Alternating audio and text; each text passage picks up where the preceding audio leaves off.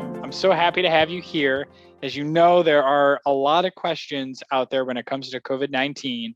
And, you'd think by now I would have a handle on this because we've been hearing about nothing but COVID for more than a year.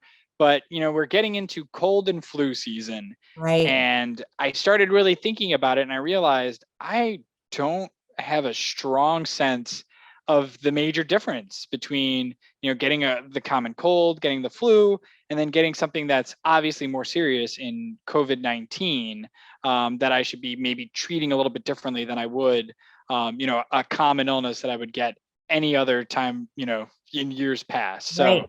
I Right. figured this would be a great opportunity to have you on to sort of walk us through some of the similarities, some of the differences, and how we should go about, treating and preventing these illnesses as we head into, those winter months as it gets colder out there. We're going to be doing some more indoor gatherings probably with friends and family as the holidays come up. So these questions are all going to be top of mind. So before I got panicked after that first sneeze and cough, I figured I would bring you on and hopefully shed some light on this. Yeah. So that's a great question. And I wish I had a really great answer for you, but unfortunately I don't. Okay. I'll start by saying that. So it can be very hard to distinguish the differences between the three because we know with all three, or especially with cold and COVID, some people, and I've heard a lot of people who've had COVID say it just felt like a cold, lasted a couple days. So it can be really hard to distinguish between the two sometimes. So I do want to talk about some similarities. So some similarities that you would see, we'll look at influenza and COVID specifically.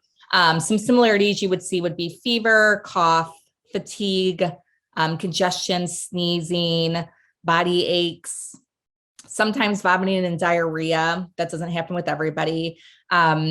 Another key thing with both of these is that it can be spread for several days by an infected person. And even before the person knows that they are sick, they could spread the virus.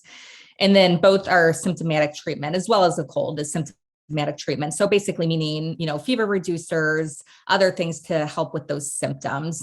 Now our inpatient COVID patients, they are doing, and same with flu. If you become inpatient with influenza or COVID, they do have some more advanced treatments, but it is still viral. So there's not, it's still going to be trying to treat those symptoms and trying some other treatments to try to help. So some of the key differences, it's caused by different virus strains, right? So with COVID-19, it's caused by COVID-19 is caused by SARS-CoV-2 virus, influenza, multiple different influenza strains. So it could be, a lot of times you'll hear influenza A or B are the two that we typically hear of, if you do test positive with influenza. With COVID-19, you may have loss of taste or smell that is going to be unique to COVID-19. However, people with cold symptoms, flu, sometimes they say that things won't taste as good or they feel like their smell is off due to the congestion. So it can be difficult to tell if it's a true loss of taste or smell. So little confusing. Yeah. The good news is that we do have obviously ways to tell between the three. And our gold standard is going to always be if you feel like you're sick, make sure that you do not have COVID-19. You can also check to make sure you don't have the flu. Strep throat also runs kind of rampant during the fall season, and that can have similar signs too, such as sore throat, swollen lymph nodes, fever, and just going to an urgent care minute clinic, they can test for, I don't know if they're doing COVID-19 testing, but COVID-19 testing should be readily available, but they can test for influenza and strep while you're there. So the good news is that there's a way to tell if it is the common cold or something that you need to be more cautious of, such as influenza, COVID-19. The prevention for all of them is going to be the same too. So good hand washing, social distancing, staying home from work if you're sick, staying away from those family gatherings if you're sick, which I know is a big bummer, especially as we've been doing this for a long time now, staying away from people. So as we're coming into the holidays that people are celebrating together, different religious holidays, different cultural holidays, I do think it's an important key takeaway to remember if you're not feeling well, to let your family know that you won't be there. It's going to be most important for their safety and your own safety as well.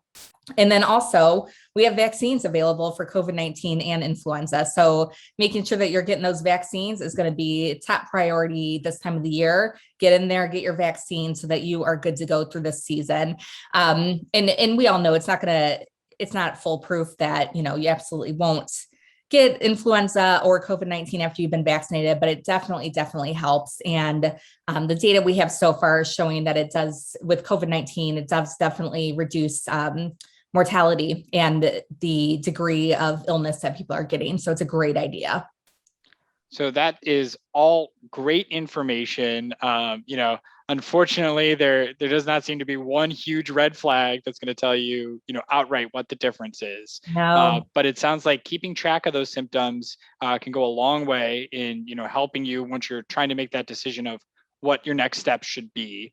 And then testing obviously is a great opportunity to either rule out some things and get a little bit more clarity from a scientific angle on it rather than just taking a guess, which is always helpful. And then that last point you brought up is something that I felt silly. I had completely forgotten about flu shots, as silly as it sounds, because we made such a big push around the COVID vaccines and scheduling those out.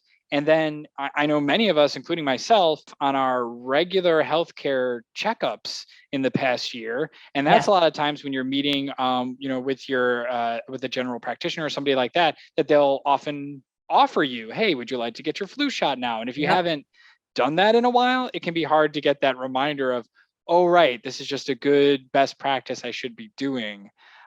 So that's, you can get quite sick still from influenza, and something like that is a small step we can take to help in addition to it. And if you're like me and you just completely forgot about it, there's still time, right?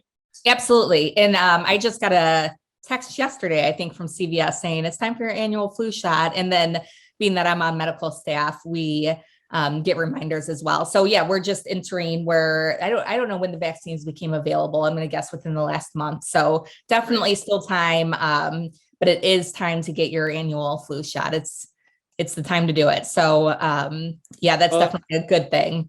Similar to COVID testing as well, it feels as though flu shots have expanded their reach, and in a lot of ways, you're having occupational health professionals in settings that maybe you wouldn't have expected 5 years ago. Like you said, the grocery store down the street from us is offering them. So you could be picking up some avocados and milk, and get your flu shot on your way through, right? Yes, that's been the beauty of this. If anything, I don't know if there's much beauty in this pandemic. So I may be making it a little bit too light, but I think that public health has really become at the forefront of people's mind of how important it is to protect each other, right? Because we ultimately controlling this pandemic, is going to be in our hands. And it's my job to protect everybody I work with, my family members, my loved ones, and just my community. So I think that that's a really good reminder too. Sure. Yeah. Stay safe. And, if you are feeling those symptoms, err on the side of caution, and, spend some of that time isolating. We were all through that last year. I know it's hard. None of us want to again, but that's the takeaway that I'm hoping I keep with me too. There's no badge for, sticking it out and going into the office unnecessarily and, getting other people sick. So take that time for yourself to get right and to take those steps like testing to make sure that you're not, putting yourself or anyone else in danger. Absolutely. It's an interesting time because for so many years, I think our health communication was, you can go to work if you're sick, just try to stay away from people, so I think in everybody's minds and employers' minds and in, employees' minds, we've got to change that. I think this pandemic has really shown a light on the importance of staying home when you're not feeling well. Well, thank you for sharing, this insight. I know, so I wish you had some magic answer for us to, big red flags that we knew what the difference was between those more common, issues that we've known for years and COVID-19, which is obviously a different beast altogether. But this is all great advice for us to just be a little bit more aware of ourselves and what we're feeling as we go into the cold and flu season, and hopefully stay safe and keep each other safe. So thank you for joining us today and for Yeah. sharing more of your advice. Thanks for having me. Bye, Andy. Bye.